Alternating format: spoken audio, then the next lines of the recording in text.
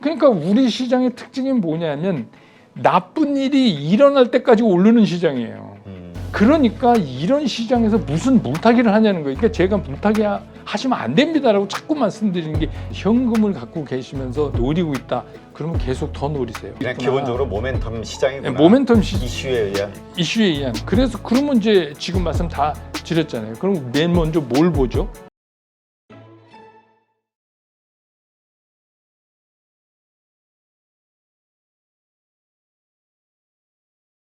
네, 오늘 모신 분은 백만개미 한세구 당주님입니다. 안녕하세요. 그러니까 뭐 오늘은 안녕하십니까 그러게요. 인사드리기가 좀 그렇네요. 근데 네. 당주님이 오시는 날, 네. 그렇죠? 오시는 날은 글로벌리 이슈가 뭔가 이슈가 항상 터질 때, 네, 그건 아무래도 우리 당주님의 그 수십 년 경험에서 우러나온 그 어떤 지혜가 통찰력이 필요하기 때문이 아닐까 이런 아니 뭐 생각도 좀 들고요. 그것보다도 제가 이제 뭐 40년 동안 이 업계 저희들 말로 이 바닥이라고 얘기합니다만 이제 있었으니까 이렇게 어려울 때 또 제가 그 생각하고 있는 거를 말씀드리는 게 또 오히려 더 도리라는 생각도 또 들고 그렇습니다. 그래서 저도 새벽 일찍 일어나 갖고 오늘 미국 시장 보고 저도 깜짝 놀랐거든요.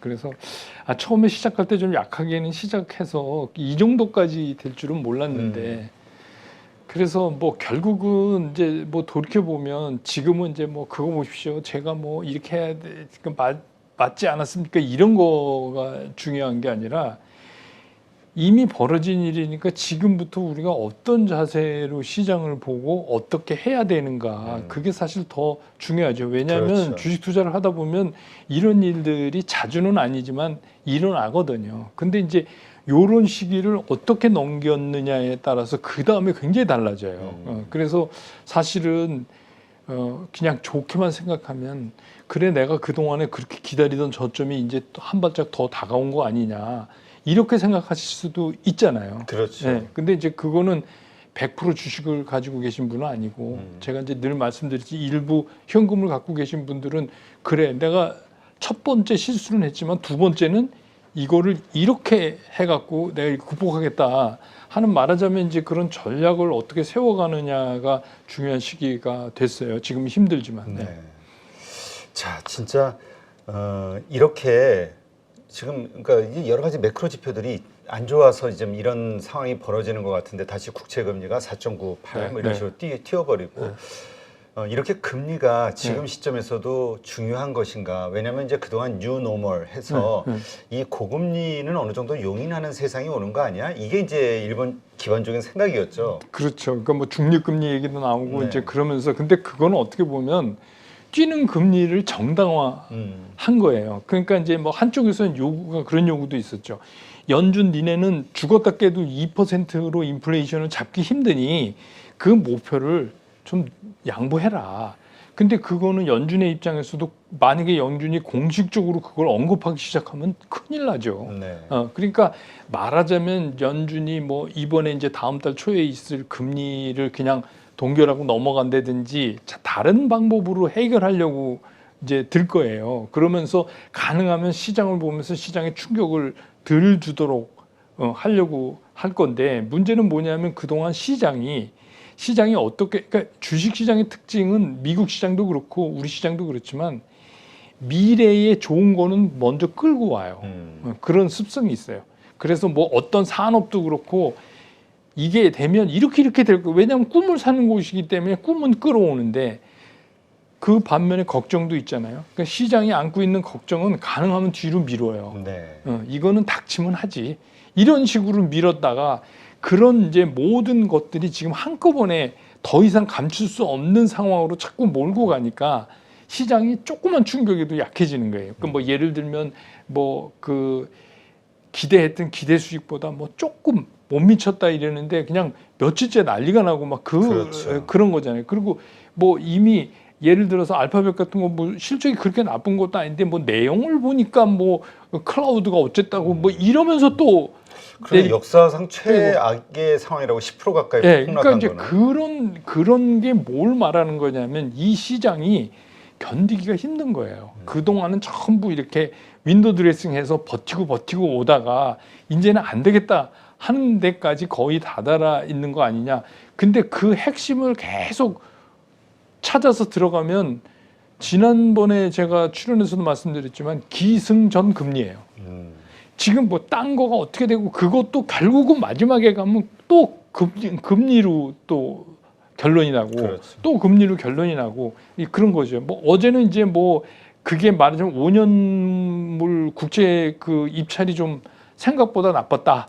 근데 그 얘기는 무슨 얘기냐면 지금 그 미국 국채가 안고 있는 그 시장의 수급이 안 맞는 거예요. 살 사람이 없다 이거죠. 네, 시장의 수급이 안 맞는 거예요. 그러면 뭐 오늘도 오면서 뉴스 잠깐 뜨는 거 이렇게 잠시 보니까 뭐 엔저에 대해서 얘기하던데 그러면 일본도 개입을 하려면 그러면 뭐 그 국채 팔아야 되잖아요. 그래서 돈을 만들어야 될 거 아닙니까? 중국도 뭐 어제 뭐 1조 위안인데 뭐 그거 너무 생각보다 적다 그러니까 꿈쩍도 안 하잖아요. 그렇죠. 네, 그런데다가 무슨 뭐 그거 앞으로 중국이 보다 이제 경제를 좀 드라이브를 걸어서 뭘 하려면 중국도 마찬가지로 미국 국채 팔아야 돼요.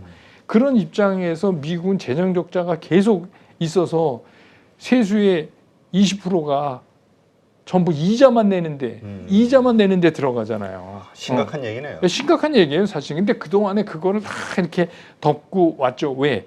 그냥 경제가 좋아지면 다 해결돼. 이런 식으로 이거를 이제 끌고 왔고 그동안에 그걸 얘기하는 사람들한테 너무 비관론이야. 이제 이런 식으로 이거를 끌어왔다가 이제는 더 이상 갈 데가 없는데 이번에 이제 뭐 중동 사태 또 터지면서 그렇게 되면은 바이든 대통령이 이제 추가적인 전비 지원을 하기 위해서 추가 예산도 그렇죠. 의회에 신청하고 그러면 그런 것들은 여태까지 긴축하고는 전혀 반대의 일이 나오는 거잖아요. 그럼 지금 미국이 47일짜리 임시 예산을 가지고 쓰고 있는데 오늘 이제 뉴스에서 뭐 그 마이크 존슨이요 하원 의장 됐다고 그러는데 트럼프가 당선시켰다 이런 얘기도 나오더라고요. 네, 거의 이제 트럼프다 이렇게 이제 사람들이 보는데 이 사람 성향이 극우에다가 우크라이나 지원 예산은 그건 못한다 하는데 이스라엘에 대해서는 굉장히 우호적인 사람이에요. 그러면 이제 지금 미국은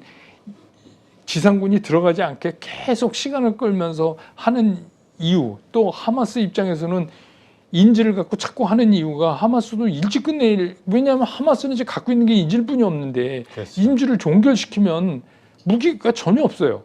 그러니까 이제 세상의 관심은 끌어올렸고 여기서 네. 이제 마무리를 해야 네. 자기들이 생각하는 그러니까 대로 가는데 절대로 하마스가 빨리 종결을 안 해줄 거고 이스라엘은 들어가려고 그러고 미국은 말리고 이런데 이제 그 친유대계의 하원 의장이 됐다?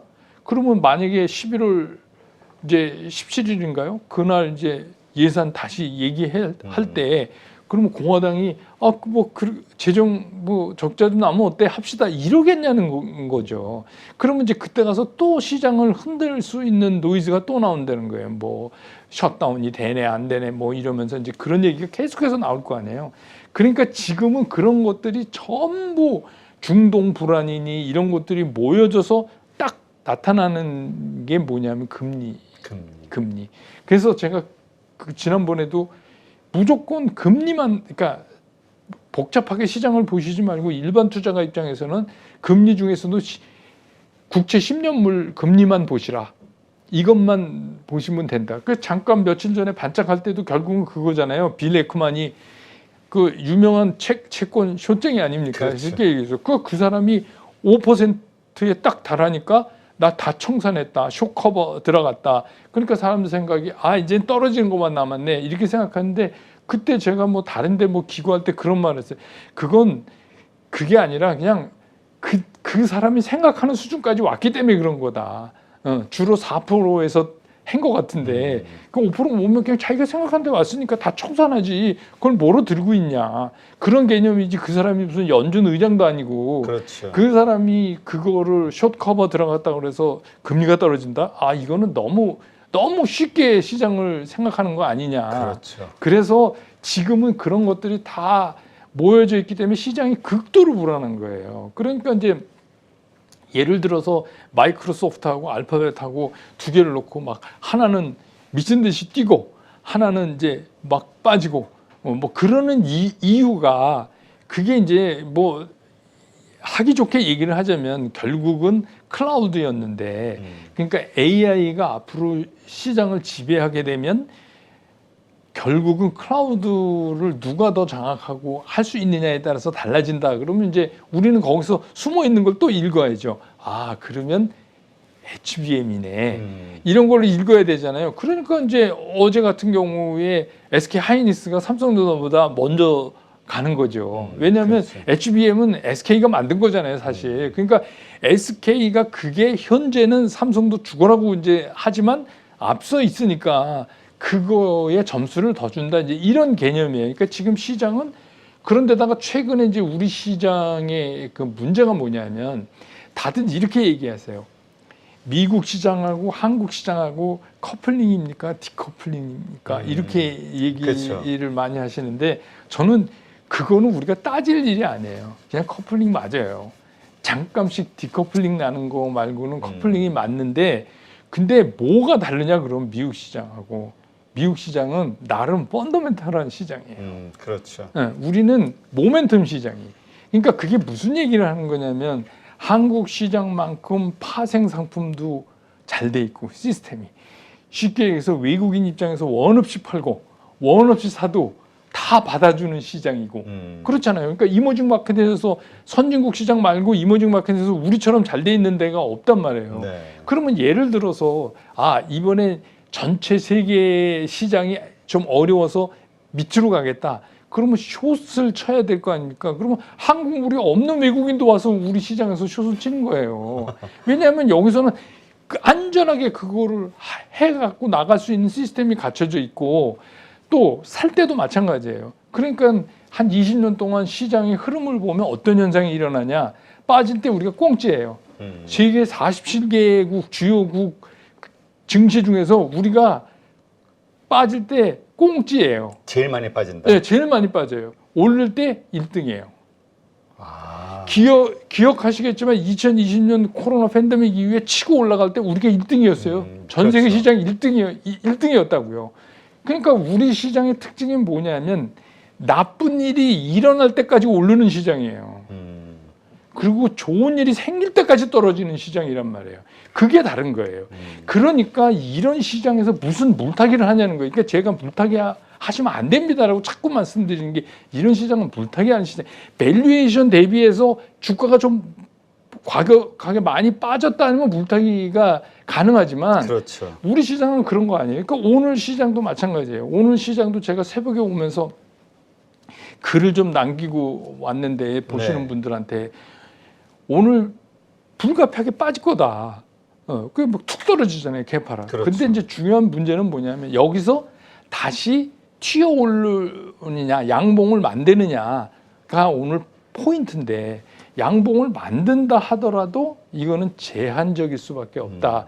그러니까 제가 그렇게 표현하는 이유는 지금 이제 조금 전에 말씀드린 것처럼 우리는 모멘텀 시장이라 밟을 때 반 죽여요. 이렇게는 얘기를 못 하니까 그거를 제가 이제 그렇게 말씀을 드리는 거예요. 네. 그렇기 때문에 우리 시장에서는 대응 전략이 굉장히 중요해요. 그러니까 이슈를 갖고 펀더멘탈이라고 착각하는 분들이 많아요. 그러니까 이슈는 그냥 이슈예요. 그렇죠. 그럼 딱 결정을 해야 돼요. 아 이거 그냥 잠깐 트레이딩으로 참여해? 아 그냥 접고 이건 잊어버려? 라든지 이거를 결정 안 하고 마치 그게 굉장한 미래의 무슨 산업으로 돌아올 것 같은 생각 뭐 이거 갖고 있으면 한 100배 오르고 막 몇 년 이런 생각을 갖게 이제 시장이 막 움직여지니까 그런 거죠. 그래서 오늘도 이제 제가 보기엔 뭐 이따 오후에 장 끝나봐야 알겠지만 숏 파워가 만만치가 않아요. 그렇죠. 네. 참 이게 지금 시장이 뭐라 그럴까요? 일단 투자 심리 자체도 지금 개인들이 많이 지금 죽어 있는 상태라 여러 가지 매크로 환경도 안 좋고 하다 보니까 더 많이 밀리는 것 같은. 왜냐면 거래액 자체가 보면은 그렇게 크진 않은데도 이 매수 주체가 별로 없다 보니까 자꾸 밀리는 느낌이 들거든요. 그러니까 이제 우리가 통상적으로 이렇게 얘기하죠. 똑같은 얘기를 제가 드려볼 테니까 한번 느낌을 한번 느껴보세요. 주가가 많이 빠져서 우리 시장이 싸다. 주가 많이 빠져서 쌉니다. 이 얘기하고 지금 PBR이 얼마기 때문에 이러면 마치 무슨 논리적인 것 같이 들리잖아요. 그럼 PBR을 어떻게 구해요? 주가가 빠졌기 때문에 PBR이 낮은 거예요. 그렇죠. 그거는 후행적인 얘기예요. 그냥 시장식으로 얘기하면 그냥 많이 빠졌잖아. 근데 이제 중요한 게 뭐냐? 많이 빠진 게 중요한 게 아니라 그럼 여기서 얼마를 머무를 거냐가 투자자한테는 더 중요한 거예요. 그러니까 일반 투자가 입장에서 얼마를 머무르는 걸 모르고 들어가면 진짜 그때부터 또 고생이 시작이 되는 거죠. 그래서 제가 늘 드리는 말씀이 그래서 우리는 무릎에 사서 어깨에 파는 그 무릎은 한국 시장에서는 바닥을 치고 올라오는 무릎입니다. 내려가는 무릎이 아닙니다. 모멘텀 시장에서는 그렇게 매매하면 실수할 확률이 굉장히 커집니다. 그래서 지금 우리 시장은 그렇게 대응해서 제가 확인하고 가셔도 됩니다. 확인하고 가셔도 됩니다. 이 말씀을 이제 계속 드리는 이유가 이제 오늘 같은 거를 보시면서 여러분들이 근데 이런 게 자주 있지는 않지만 이런 걸 한번 겪고 나시면 그 다음에 이제 매매하시는 게 달라지셔야 돼요. 그래 우리 시장은 이런 특징을 가지고 그냥 있구나. 기본적으로 모멘텀 시장이구나. 모멘텀 이슈에 의한. 그래서 그러면 이제 지금 말씀 다 드렸잖아요. 그럼 맨 먼저 뭘 보죠? 외국인 봐야죠. 외국인이 사나 안 사나 이거부터 봐야 될 거 아닙니까? 그렇죠. 근데 외국인이 사나 그 다음에 그럼 외국인이 뭘 사나 되게 간단한 거예요. 그럼 어떤 분들은 왜 외국인한테 너무 근데 그게 아니라 시장의 가장 큰 세력 아니에요. 그러니까 그거를 보고 따라 할 수밖에 없다. 그래서 언젠가도 한번 말씀드렸지만 외국인들은 그 밸류에이션 시장에서 뼈가 굵은 사람들이라 되게 심플해요. 지금 돈을 버냐? 앞으로도 벌 수 있냐? 딱 두 개예요. 거기에 맞으면 사고 아니면 가차 없어요. 네. 그러니까 막 잘 나가던 주식도 실적이 딱 열어보니까 이거 아닌데 그러면 그냥 가차 없이 날리는 거예요. 그게 모멘텀 시장의 특징이라는 거죠. 우리 시장이 갖고 있는 특징. 그럼 우리가 이제 그거를 알았으니까 거기에 맞게 대응을 이제 하셔야죠. 그러니까 만약에 그걸 모르고 뭐 떨어지면 물 타세요. 이거 진짜 무책임한 거다.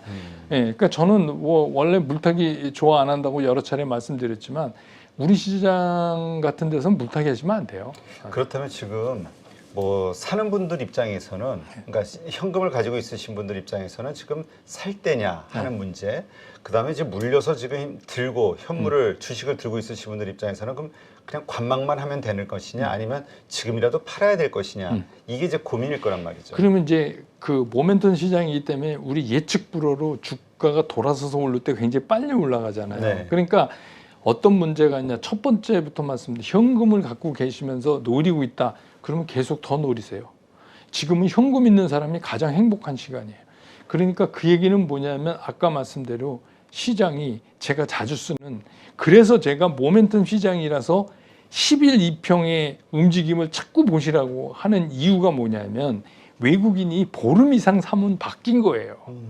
2주 이상 사면. 네. 그게 10일 2평이거든요.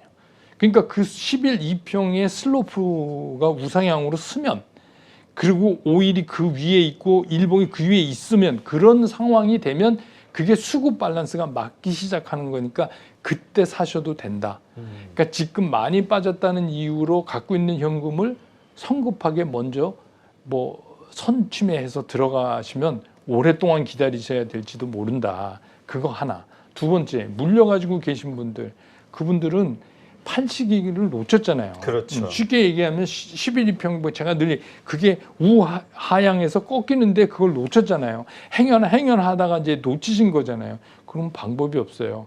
여기서는 시장 말로 엉덩이 무거운 사람이 이겨요. 그 주식이 망할 주식이 아니라면 지금은 움직이면 손해가 나요. 왜냐하면 내가 이걸 팔고 다른 걸로 옮겨 탔는데 그 옮겨 탄 게 간다는 보장하고 지금 가만히 있는 거랑 별로 다를 게 없어요. 네. 그러니까 지금 대부분 전체가 다 물린 분은 아니지만 일부 주식 물리고 일부 현금도 갖고 계시고 대부분 그러실 텐데 이 현금은 더 기다려야 되고 그런 매수하기 좋은 시그널을 우리한테 줄 때까지 기다리셔야 되고 물려 있는 거는 아프지만 그냥 엉덩이 무겁게 기다리고 그래서 어떻게 보면 이것도 또 이 시기가 지나가면 또 오르니까 그러니까 어떻게 보면 주식 투자는 기다린 대가로 돈을 주는 거다. 그냥 이렇게 생각을 하시고 지금은 뭐 물린 건 움직일 시기는 또 아닌 것 같아요. 네, 알겠습니다. 안녕하세요. 8.15 모니터 가족 여러분, 임수열입니다. 이번에 하나증권과 8.15 모니터기 함께 특별한 이벤트를 진행하는데요. 8.15 모니터 가족분들이 하나증권 신규 계좌를 개설하시면 특별한 혜택을 받으실 수 있습니다. 첫 번째 혜택은요, 국내 주식을 살 수 있는 3만 원을 드립니다. 두 번째 혜택은 하나증권과 함께하는 8.15 머니쇼 초청 받으실 수 있는 초청권입니다. 8.15 머니쇼는 특별한 강사진들에 의해 진행되는 프리미엄 세미나로 매회 500분을 초대해서 진행할 예정입니다. 그 외에도 소수점 주식 혜택을 드릴 거고요. 하나증권 계좌를 처음 만드는 분이라면 누구나 신청 가능하십니다. 이제 혜택 받는 방법 알려드리죠. 영상 하단부 더보기란에 기재된 링크를 통해 신청하시면 됩니다. 반드시 더보기란 링크를 통해서 계좌를 개설해야 이 혜택을 받을 수 있으니 유의해 주시기 바랍니다. 하나증권과 8.15 모니터기 함께 주식으로 하나 되다. 8.15 모니터 가족 여러분의 많은 참여 부탁드립니다.